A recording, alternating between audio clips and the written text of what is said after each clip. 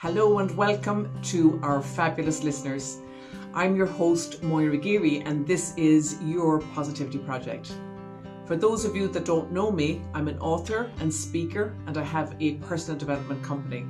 And I specialise in teaching people who are stressed, overwhelmed, procrastinating, and are driven by fear how to live more enriched, courageous, and calmer lives. Well now, here's a nifty little question for you. Could you give us just say 2 examples of things we can do that will make us feel better instantly? I can. Oh, goody. Okay. And again, you know, I'm talking to you here, BB, but I mean, I can't be sure of exactly who's going to listen to this. So I just want to be clear that we can absolutely, I can give you 2 things that will help. And it's just important to acknowledge that some people are going to feel much better than other people that are listening, but these 2 things will make a difference.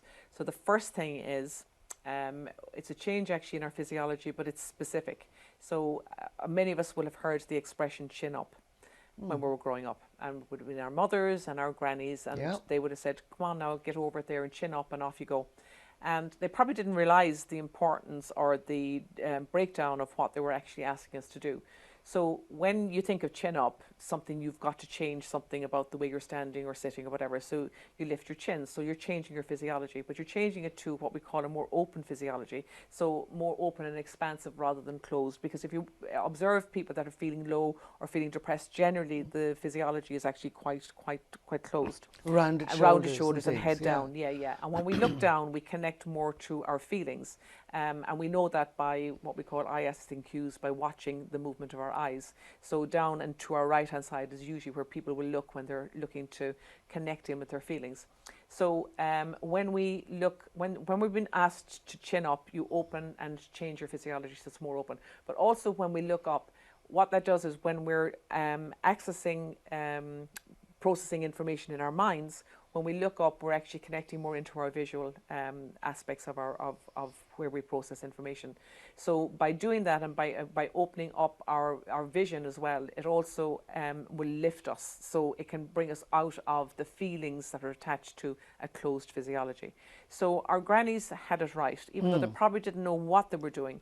But I can tell you now, and actually this is something that I'd ask anybody that's watching this video, if they now, and obviously only do it if you're safe to do it, don't do it if you're driving a car or operating machinery, but if somebody is even feeling a bit low, I'd ask them to lift up their chin and actually, I'm going to ask you to exaggerate it, so look right up to the ceiling and to put a smile on their face. And put down the mobile phone. Absolutely. And well, they don't have to actually, because as long as they're looking at the ceiling and their eyes are up, so chin up and have their body language that bit more open, smile on their face, and I'm going to ask them to force themselves to feel bad, and they'll find it's impossible. That's it's actually wonderful not news. possible. Really? Yeah, absolutely. Yeah. So chin up. When we're finished this video, I'm going to get you to do it. And Oh we'll my see, God, we'll see, definitely. we'll But see I if you can feel force great. this up. Absolutely, but it's not possible to feel bad. So now I know it's a bit of a band-aid. So if there is like really heavy stuff that's going on for people and they need help, obviously go and seek help. But for somebody that's just feeling a little bit meh, it's an instant. It's literally an instant. Well, that's what we're looking for, just a couple of tips that will help us immediately. Absolutely. But doesn't really solve anything in the long run. In the long Do run. you have one more? I do, and the second one I would give you is gratitude. Absolutely, hands down. Because once we're in a feeling of gratitude, not I'm grateful for and thank you. It's not the affirmations, it's actually when you feel grateful. What has to happen in your body is when you have a feeling of gratitude, it's actually giving you the feeling that you're grateful for things being right in your life on some level. So that has to make you feel good as well. And fear can't exist in the same space as that feeling, or sadness or upset or anything else. It's just a beautiful feeling of gratitude. So there are 2 little tips. I like the sound of that. And they're not hugely difficult, either one of them. No. That's fantastic. Well, we hear an awful lot of talk these days about motivation, and in particular about how to motivate ourselves. Is it easy?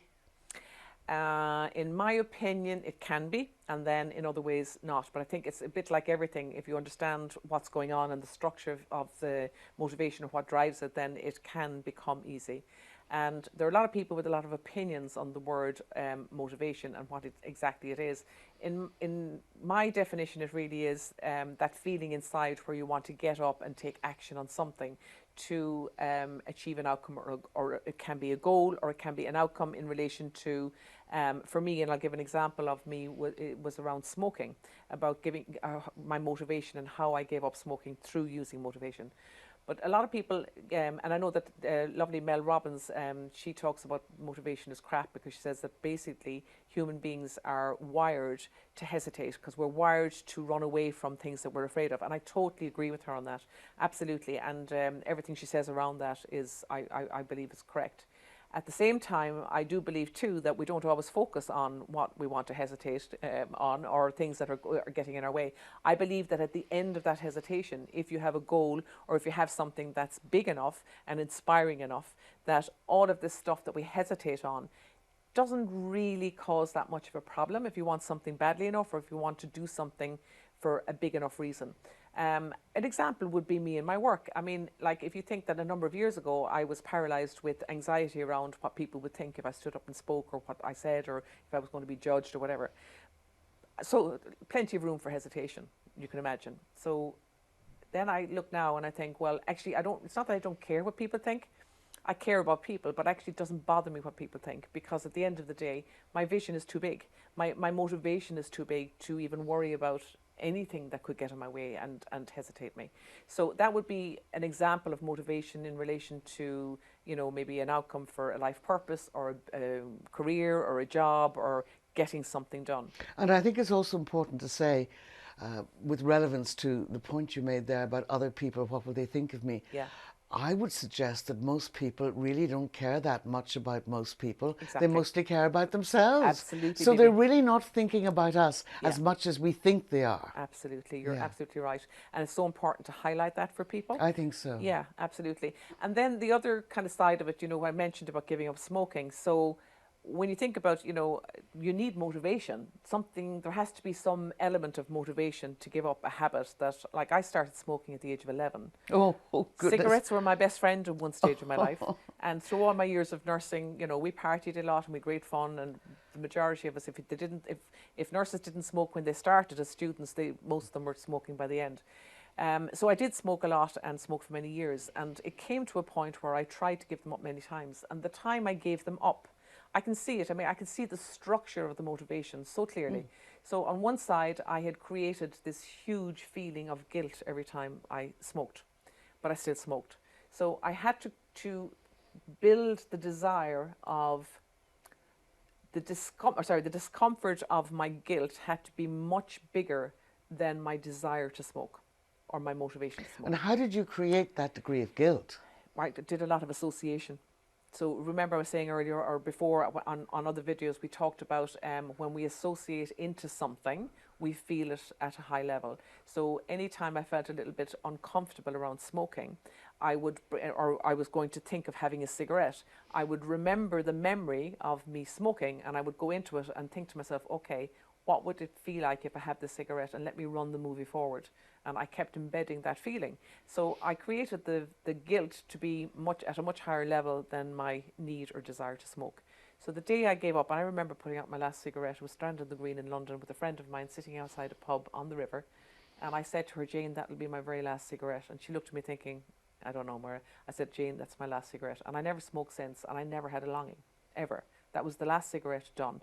But again, motivation was the big part of that. The driver of that was having your fear of, or your shame of, or your guilt of doing something being much greater than your desire. And I think that actually is another way to look at motivation.